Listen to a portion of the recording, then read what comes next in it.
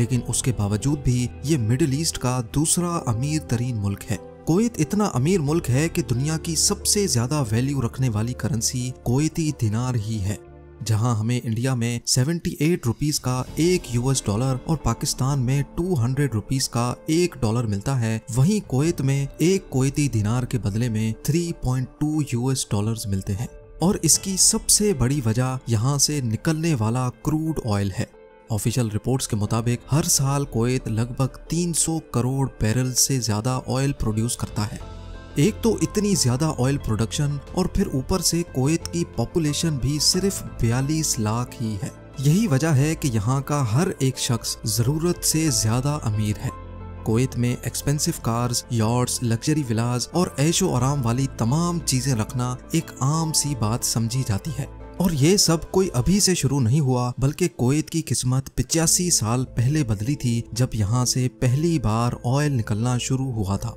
1980s में Kuwait के पास पैसा तो बहुत था, लेकिन अब इनके पास लग्जरी विलास बनाने के लिए जगह कम पड़ गई थी। कुवैत का तकरीबन सारा एरिया ही बंजर रेगिस्तान से भरा हुआ है। यहाँ पर बेसिक फैसिलिटीज ना होने की वजह से रहना काफी मुश्किल होता है। इसी वजह से सबकी कोशिश थी कि समंदर के किनारे अपना विला या फार्म हाउस बनाया जाए ताकि ठंडी हवा के मजे लिए जा सकें। बढ़ती हुई डिमांड को देखते हुए कुवैती बिजनेस टाइकून खालिद अल मरजूक ने एक ऐसी लग्जरी सिटी बनाने का ख्वाब देखा जिसका हर विला, हर मेंशन प्राइवेट बीच पे बना हुआ होगा। लेकिन ऐसा सिर्फ तब मुमकिन होता जब कुवैत की कोस्ट लाइन पर कोई जगह खाली होती। कुवैत सिटी पहले ही आधे से ज्यादा कोस्ट को कवर कर बैठी थी और बकाया बच जाने वाले कोस्ट पर कई प्रोजेक्ट्स पहले ही बन चुके थे। सऊदी अरब के बॉर्डर से सिर्फ 15 किलोमीटर पहले पर्शियन गल्फ पे एक नेचुरल क्रीक सिस्टम बना हुआ था। लहरों के प्रेशर से इन क्रीक्स में पानी काफी अंदर तक जाता था। ये देखकर खालिद मरजूक को आइडिया आया कि क्यों ना इन नेचुरल क्रीक्स को इस्तेमाल करके यहाँ एक पूरी सिटी बनाई जाए, जिसमें इन क्रीक्स को एक्सटेंड करके अपनी मर्जी की शेप दी जाए। ख्वाब तो उन्होंने देखा था, लेकिन इसको पूरा करना किस हद तक मुश्किलात को बढ़ा देगा, ये किसी के वहमो गुमान में भी नहीं था। अब नॉर्मली होता यूं है कि नेचुरल कोस्ट लाइन्स हवा और लहरों के प्रेशर से बनती हैं। अगर कोस्ट लाइन को ऑल्टर या चेंज करने की कोशिश की जाए तो ये कुछ ही दिनों में वापस अपनी ओरिजिनल हालत में आ जाती हैं, क्योंकि इनका मुकाबला कुदरत से होता है। अब अगर रेगिस्तान में ऐसा क्रीक सिस्टम बनाना हो जिसकी शेप भी पसंद की हो और ये नेचुरल पावर्स उसकी शक्ल भी ना बिगाड़ें, तो इसके लिए ऐसी प्लानिंग की जरूरत होती है जो कुदरत के कानूनों के खिलाफ जाकर काम करे। और यहाँ भी कुछ ऐसी ही प्लानिंग की जरूरत थी। 1986 में खालिद अल मरजूक के बेटे फवाज अल मरजूक ने एक ब्रिटिश इंजीनियरिंग डिजाइन कंपनी से कॉन्ट्रैक्ट किया, जिन्होंने दिन रात एक करके कंप्यूटर सिमुलेशन की मदद से इस मेगा प्रोजेक्ट का डिजाइन बनाया। नेचुरली यहाँ सिर्फ 2 टाइडल क्रीक्स थीं, लेकिन 2 क्रीक्स मजीद बनाने का फैसला किया गया। कौन सी क्रीक कहां से निकलेगी, उस पर हवा और लहरों का कितना प्रेशर होगा, ये सारी कैलकुलेशंस करके जिन क्रीक्स पर पानी का ज्यादा प्रेशर था उनको स्प्लिट करके एक डिजाइन बनाया गया। लेकिन अभी मामला प्लानिंग फेज में ही था कि एक बहुत बड़ी मुसीबत आ खड़ी हुई। 1990 में इराक ने कुवैत पर हमला कर दिया। इराकी सोल्जर्स सिर्फ 2 दिन के अंदर अंदर पूरे कुवैत पर कब्जा करके बैठ गए। सी सिटी की कंस्ट्रक्शन तो बहुत दूर की बात थी, इस दौरान तो लोगों के चले चलाए बिजनेस भी ठप हो गए और लोकल्स अपने घरों में बंद रहने पर मजबूर हो गए। अमेरिकन एलाइज ने कुवैत की मदद की और इराक के खिलाफ मुकाबला किया। 1 साल तक ये मामला चलता रहा, लेकिन जब इराकी सोल्जर्स कमजोर पड़ गए तो उन्होंने जाते जाते कुवैत की 700 से ज्यादा ऑयल वेल्स पर आग लगा दी। ना सिर्फ इतना, बल्कि इराकी सोल्जर्स ने ऑयल वेल्स के आसपास अंडरग्राउंड माइंस इंस्टॉल कर दी ताकि कोई भी आग को बुझाने की हिम्मत ना कर सके। ये आग इतनी खतरनाक थी कि अगले 10 महीनों तक ये नॉन स्टॉप जलती रही। एक एस्टीमेट के मुताबिक तेल के इन कुओं पर आग लगने से कुवैत को रोजाना 60 लाख बैरल्स का नुकसान हुआ था, यानी टोटल 10 महीनों के 180 करोड़ बैरल्स का नुकसान। पूरी दुनिया में 15 दिनों तक जितना ऑयल आज इस्तेमाल किया जाता है उतना ही ऑयल कुवैत में जला दिया गया था। 10 महीनों के बाद जाकर कुवैत ने इस आग पर $1.5 अरब खर्च करने के बाद काबू पाया। ये हिस्ट्री का एक ऐसा वाकया था जिसने अगले कई सालों तक कुवैत को खोखला करके रख दिया। जब कुवैत इस मसले से निकला तो तब तक बहुत देर हो चुकी थी। एक और गल्फ कंट्री में ऐसे ऐसे प्रोजेक्ट्स जन्म ले चुके थे कि इनके सामने कुवैत सी सिटी का प्रोजेक्ट किसी खाते में ही नहीं था। जी हाँ, हम बात कर रहे हैं दुबई की।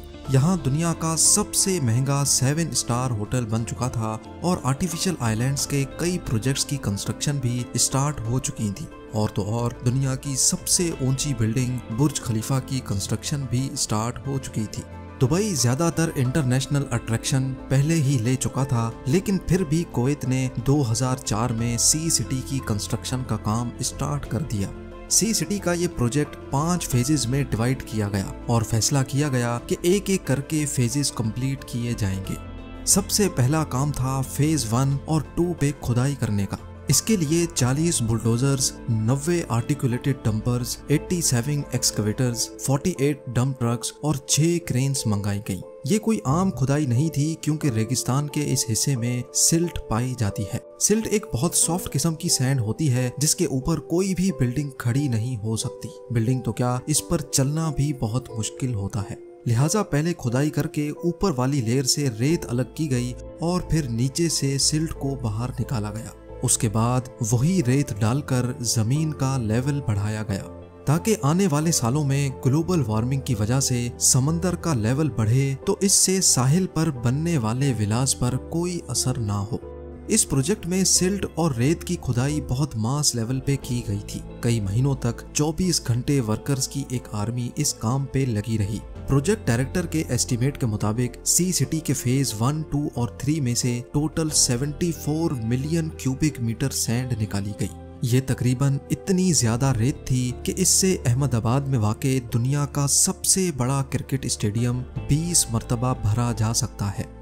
रेत से लेवल तो इंक्रीज हो गया था, लेकिन इसको अब कंप्रेस करने का वक्त आ चुका था, क्योंकि ये रेत फिलहाल बहुत लूज थी और किसी भी बिल्डिंग की फाउंडेशन को बर्दाश्त नहीं कर पाएगी।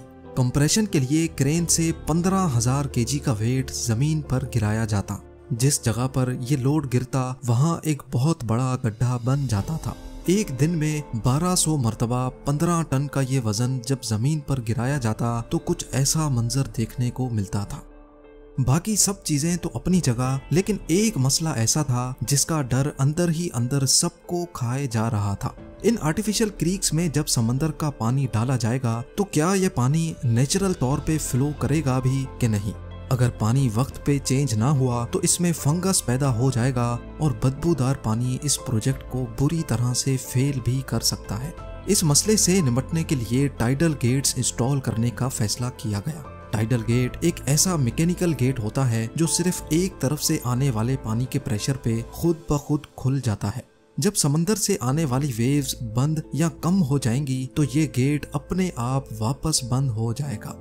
कंप्यूटर सिमुलेशन पे टेस्ट करने के बाद ये नोटिस किया गया कि टाइडल गेट लगने के बाद क्रीक्स का 100% पानी ऑटोमेटिकली चेंज हो जाएगा। टाइडल गेट का मसला तो सिर्फ एक बड़े मसले का सॉल्यूशन था, लेकिन अभी कई और मसलों से निपटना बाकी था। सी सिटी के इस प्रोजेक्ट में टोटल 250 किलोमीटर के नए बीचेस बनने जा रहे थे, यानी जितनी कुवैत की अपनी कोस्ट लाइन है उससे भी ज्यादा लंबी ये कोस्ट लाइन होने वाली थी। इतने ज्यादा नए बीचेस के लिए वो खास सैंड भी चाहिए होगी जो आम तौर पे हमें बीचेस पे मिलती है। अब इतनी ज्यादा सैंड लाई कहां से जाए, ये एक बहुत बड़ा सवाल था।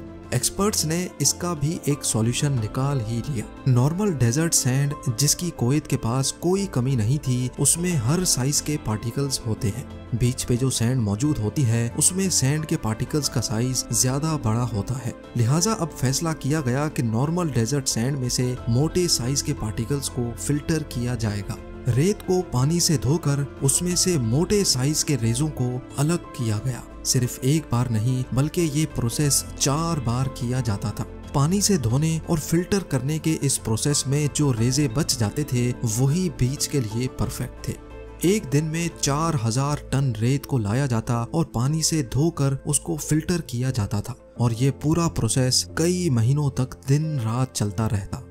बीचेस की सैंड को लहरों के प्रेशर से बचाने के लिए पत्थरों की वॉल्स भी बनाने का फैसला किया गया। इन वॉल्स पर लगाए जाने वाले पत्थर बॉर्डर के उस पार सऊदी अरब की एक स्टोन क्वारी से लाए जाते थे, क्योंकि कुवैत के पास अपनी एक भी स्टोन क्वारी नहीं थी। पूरे 6 सालों की मेहनत के बाद सी सिटी के 3 फेज कंप्लीट हो चुके थे। अब बारी थी एक आलीशान लॉन्च पार्टी की। कुवैत के उस वक्त के अमीर सबा अल अहमद ने इस प्रोजेक्ट का भरपूर अंदाज में इफ्तिताह किया और इसी मौके पर इन्होंने इस प्रोजेक्ट को अपने नाम से भी जोड़ने का फैसला किया और तब से लेकर ये प्रोजेक्ट सबा अल अहमद सी सिटी के नाम से पहचाना जाता है। ये अपनी तर्ज का एक इंतहाई कॉम्प्लेक्स मेगा प्रोजेक्ट है जिसके अभी तक सिर्फ 4 फेज कंप्लीट हुए हैं और 5th फेज की कंस्ट्रक्शन अभी तक चल रही है। पिछले 32 सालों से कुवैत इस प्रोजेक्ट को पूरा करने के लिए कई मुश्किलात को झेल चुका है और इसमें पेश आने वाले इंजीनियरिंग चैलेंजेस को सिर्फ एक छोटी सी वीडियो में बयान करना खासा मुश्किल है। उम्मीद है ज़ेम टीवी की ये वीडियो भी आप लोग भरपूर लाइक और शेयर करेंगे। आप लोगों के प्यार भरे कमेंट्स का बेहद शुक्रिया। मिलते हैं अगली शानदार वीडियो में।